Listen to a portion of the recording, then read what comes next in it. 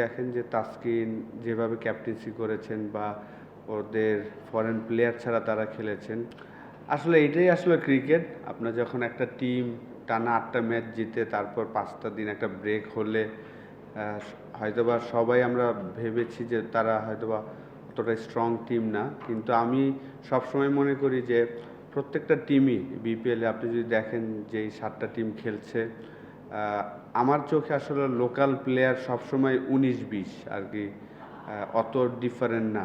Just ওদের foreign যাদের ভালো ফরেনাররা যারা একটু ভালো খেলবেন যেই টিমের ফরেনাররা, তখন হয়তো আর ডিফারেন্ট তৈরি করে দিবে। আজকের ম্যাচটাও যদি দেখেন যে তাসকিন যেভাবে ক্যাপ্টেন্সি করেছেন বা ওদের ফরেন প্লেয়ার ছাড়া তারা খেলেছেন, যারাই খেলেছেন তারা তাদের বেস্টটা দেওয়ার চেষ্টা করেছে। তো ক্রিকেটে এটা হয়। আমরা গায়ানাতেও দেখেছিলাম যে রংপুর রাইডার্স ২টা ম্যাচ চেস করতে গিয়ে আমরা কিন্তু হেরেছিলাম। ২৪ বলে ১৭ রান প্রয়োজন ছিল, ৬ উইকেট হাতে, সেটা পারিনি। তারপরে ৪৮ বলে ৫১ রান, ৮ উইকেট হাতে ছিল, সৌম্য সরকার ব্যাটিং করছিল, সেই ম্যাচ আমরা চেস করতে পারিনি। তো লাস্ট ২টা ম্যাচেই আমরা দেখলাম যে আসলে চেস করতে গিয়ে আমরা অতটা কমফোর্টেবল হইনি। তো এটা নিয়ে অবশ্যই ম্যানেজমেন্ট, আমরা প্লেয়াররা হয়তো বা বসবো। ২ দিন গ্যাপ আছে, তারপর ব্যাক টু ব্যাক ২টা ম্যাচ আমরা খেলবো নকআউটের আগে। তো আশা করি আমরা আবার রাইট ট্র্যাকে চলে আসবো। আজকে সাইফুদ্দিনের ইনিংসটা আমি মনে করি যে আমাদের একটু কনফিডেন্স দিবে সবাইকে যে শেষ পর্যন্ত ট্রাই করলে আসলে ম্যাচ কিন্তু জেতা যায়। যেটা আমরা বরিশালের সাথে করেছিলাম, সবাই বিশ্বাস করেছিল। নুরুল হাসান সোহান ব্রিলিয়ান্ট একটা ইনিংস খেলে জিতিয়েছিল। তো সাইফুদ্দিনের ইনিংসটা আমাদের সামনে ভালো করার জন্য আমি মনে করি যে একটা পজিটিভ সাইন। অবশ্যই দেখেন লাস্ট টি-20 ওয়ার্ল্ড কাপে তাকে ভাইস ক্যাপ্টেন দেওয়া হয়েছিল, এবং অনেক দিন ধরে খেলছেন বাংলাদেশ টিমের হয়ে, অনেক দিন ধরে খেলছেন। লাস্ট কোভিডের পর থেকে কিন্তু তাসকিন অসাধারণ ফর্মে আছেন। তার ফিটনেস লেভেল বলেন, ব্যাটিং বোলিং সব কিছুই সে ইমপ্রুভ করছেন ডে বাই ডে। প্রত্যেক দিনই আসলে বোলিংটা বিশেষ করে আমি বলবো যে খুব প্রত্যেক দিনই ইমপ্রুভমেন্ট দেখাচ্ছে, এবং এবারের বিপিএল হাইয়েস্ট উইকেট টেকার, ২৪টা উইকেট নিয়েছেন, এবং সে এনজয় করেন। লাস্ট ইয়ারও কিন্তু ঢাকা টিমের শেষের দিকে কিছু ম্যাচ ক্যাপ্টেন্সি করেছেন, এইখানেও দেখলাম যে করছেন। তো অবশ্যই ক্রিকেট বোর্ড যদি মনে করেন, তো অবশ্যই আমি মনে করি তাসকিন হতে পারে। না দেখেন, আমরা যেটা আলোচনা করছিলাম, বিশেষ করে আমি যেটা আলোচনা করছিলাম যে ২৫ রান প্রয়োজন, প্রথম ২টা বলে বাউন্ডারি প্রয়োজন, ৪ বা ৬ একটা।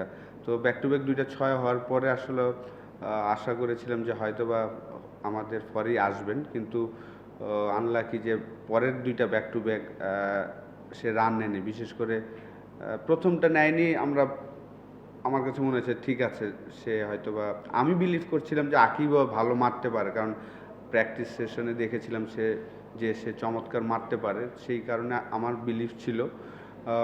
কিন্তু সাইফুদ্দিন হয়তোবা চিন্তা করেছেন যে না, সে হয়তোবা ফিনিশ করবেন।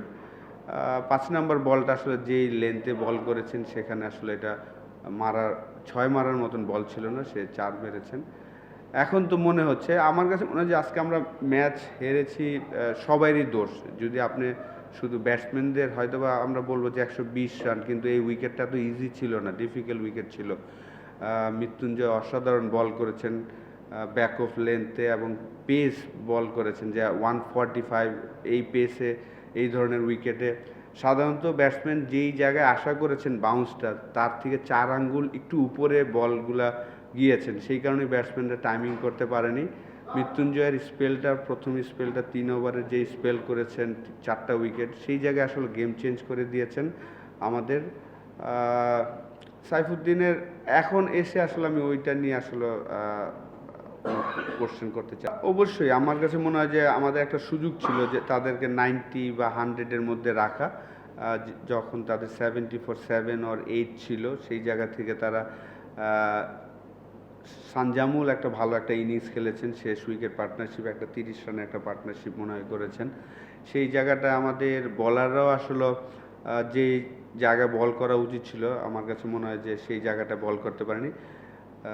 বিশেষ করে রানা লাস্ট 2টা ওভার যে বল করেছেন ব্যাক অফ লেন্থে করেছেন, শেষের ব্যাটসম্যানদের ওর যে পেস, ওই পেসে যদি একটা ব্যাক অফ লেন্থ, একটা ইয়র্কার ট্রাই করতো, তাহলে হয়তো বা ডিফারেন্ট রেজাল্ট হতে পারত। আমরা আসলে যখন আসছিলাম তখনই শুনছিলাম যে আসলে তাদের ফরেন প্লেয়াররা হয়তো বা আসবে না, এবং যেহেতু তারা একটা অ্যাপ্লিকেশন করেছেন ক্রিকেট বোর্ডের কাছে, তাদের ফরেন প্লেয়াররা আসছেন না, তো আমরা আসলে এটা নর্মালভাবেই দেখেছি, যেহেতু এই টুর্নামেন্টটা আমাদের, তো সেই কারণে আমরা নর্মালভাবেই দেখেছি।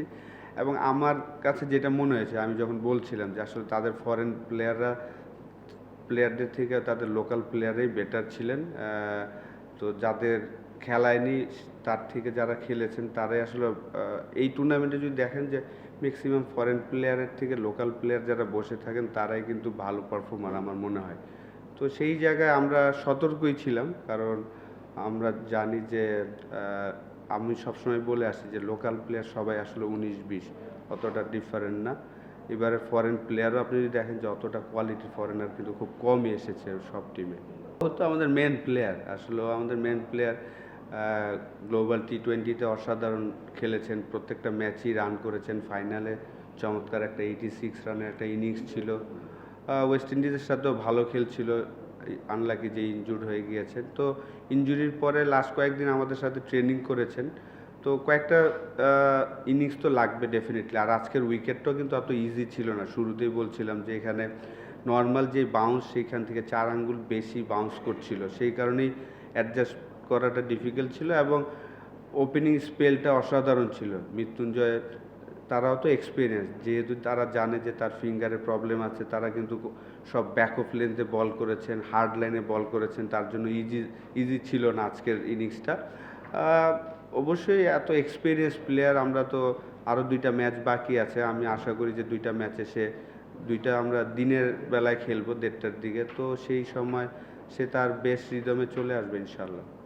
তো আমি ব্যাটিং কোচ না, ব্যাটিং কোচ হলো শাহরিয়ার নাফিস, আমি হলো অ্যাসিস্ট্যান্ট কোচ। তো তারপর আমরা সবাই ওয়ারিড না অ্যাকচুয়ালি, জিতলে আসলে আমরা অনেক সময় ভুলগুলা আগে হয়তোবা ওইভাবে তুলে ধরি না, যখন ম্যাচ হারে তখন কিন্তু অনেক ভুলগুলাই আসলে সবার চোখে পড়ে। তো অবশ্যই আমি আশা করব যে সবাই অনেক এক্সপিরিয়েন্স আমাদের টিমে যারা খেলছেন, এবং তারা সবাই পারফর্মার, এমন না যে কেউ পারফর্ম করছে না, এরকম না, সবাই একদিন না একদিন পারফর্ম করছেন। নকআউটের আগে আরও 2টা ম্যাচ বাকি আছে, আমি আশা করব যে আমাদের ব্যাটসম্যানরা তারা হয়তো গেম প্ল্যানটা সুন্দর করে করবেন, আর একটু সময় নেবেন উইকেটে। 20 ওভারের খেলা হয়তো আমরা লাস্ট 2টা ম্যাচই যদি আমরা দেখি যে আমাদের টপ অর্ডার পুরো টুর্নামেন্টেই যদি দেখেন যে আজকে আমরা 10 নম্বর ম্যাচ খেলেছি, 10 নম্বর ম্যাচে আমাদের পাওয়ার প্লেটা কিন্তু ভালো ক্রিকেট খেলি নাই। আমরা উইন করেছি 8টা ম্যাচ, কিন্তু আমরা পাওয়ার প্লের পরে ভালো খেলেছি। আপনি যদি দেখেন যে বোলিংয়ে যখন আসি বা ব্যাটিংয়ে আসি, আমাদের লাস্ট 2টা ম্যাচই রাজশাহীর সাথে আমাদের 3টা উইকেট 4টা উইকেট পড়ে গিয়েছে পাওয়ার প্লেতে, যেটা অন্য ম্যাচগুলোতে হয়নি। অন্য ম্যাচগুলোতে আমরা 35-40 করতাম, 1 উইকেট লুজ করতাম, পরে কাভার করতাম, কিন্তু রাজশাহীর সাথে 2টা ম্যাচই দেখা গিয়েছে যে আমরা 3টা এবং 4টা উইকেট হারিয়ে ফেলেছি। ওইখান থেকে আসলে পাওয়ার প্লেতে যদি আপনি উইকেট হারিয়ে ফেলেন তখন আসলে কামব্যাক করাটা একটু ডিফিকাল্ট হয়ে যায়। সেই জিনিসগুলো নিয়ে হয়তো আমরা সামনের ম্যাচগুলোতে কাজ করবো ইনশাল্লাহ। অবশ্যই হতাশাজনক, 11তম আসরে এসে, যেহেতু আমি লাস্ট ওয়ার্ল্ড কাপ কাভার করতে গিয়েছিলাম, আইপিএল 17তম মনে হয় চলছে, তো 2023 ওয়ার্ল্ড কাপ কাভার করতে গিয়ে কিন্তু তারা কিন্তু আইপিএলের কারণে প্রত্যেকটা স্টেট জায়গায় কিন্তু তারা নতুন স্টেডিয়াম তৈরি করেছেন, আর আমাদের কিন্তু 11তম আসরে আমরা ওই একই জায়গায় ট্রেনিং করি, সব কিছু একই জায়গায়, ওই টুর্নামেন্ট শুরুর আগে হয়তোবা আমরা প্ল্যানিং করি, খেলার দিন দেখা যায় যে আমাদের হেলমেট আসছে, আর কি প্ল্যানিংটা আরও একটু সুন্দর হলে ভালো হবে। এবং অবশ্যই এবার যা হচ্ছে, সামনের বছর আমি শিওর যে তারা হয়তো আরও সচেতন হবে, কিভাবে আরও সুন্দর করা যায় সেই জিনিসগুলো নিয়ে চিন্তা করবে। এবং আমাদেরও সবার দায়িত্ব, আমি মনে করি যে বিশেষ করে মিডিয়াকে বলবো যে আপনারা এই নিউজগুলো একটু কম করলে ভালো হয়, তাহলে ভালো হয়, কারণ যেহেতু এটা বাংলাদেশের একটা টুর্নামেন্ট, জানি আপনাদের নিউজে হয়তো বা পেমেন্ট পায় অনেক প্লেয়ার, ওনারাই বলছেন যে ওনাদের কারণে পেমেন্ট পায়, কিন্তু এগুলো নিউজ না করলে মনে হয় ভালো হয়।